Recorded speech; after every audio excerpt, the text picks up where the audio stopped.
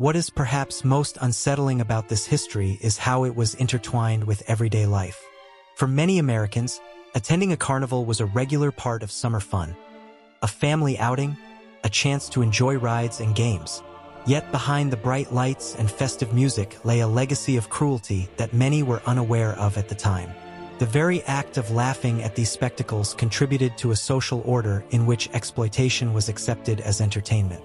This disconnect between what was seen on the surface and the underlying brutality is a critical part of the story we must remember.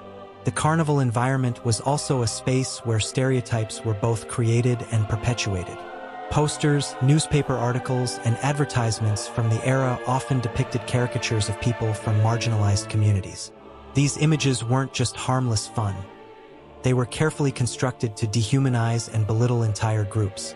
By presenting exaggerated, distorted versions of reality, these materials played a significant role in shaping public perceptions. They reinforced the idea that it was acceptable to laugh at and exploit the suffering of others, a notion that has had lasting effects on society. Another disturbing aspect of carnival history is its connection to the exploitation of women and the trafficking of sex. In the same spaces where black bodies were targeted for ridicule, women, often already marginalized by their race or economic status, were further objectified.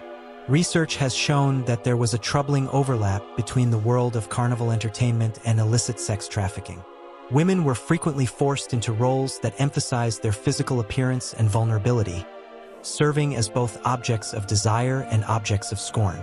This dual exploitation of both race and gender helped to entrench a system where profit and spectacle were prioritized over human rights. The carnival, therefore, was not just a place of fleeting amusement. It was a stage upon which the most exploitative aspects of society were performed daily. The laughter and cheers from the crowds masked the pain and degradation experienced by those on display. By turning human suffering into a form of entertainment, carnivals contributed to a broader cultural acceptance of inequality and abuse.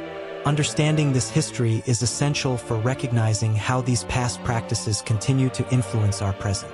Today, as we look back on this dark chapter, it is crucial to ask ourselves how we can learn from the past. The exploitation seen in carnival culture is not merely a relic of history. It is a reminder of the dangers of dehumanizing others for the sake of entertainment. While the overt displays of racism and exploitation may have diminished, their legacies remain in the form of persistent social and cultural biases. By revisiting these painful memories, we honor the individuals who suffered in silence and bring attention to the systems that allowed such cruelty to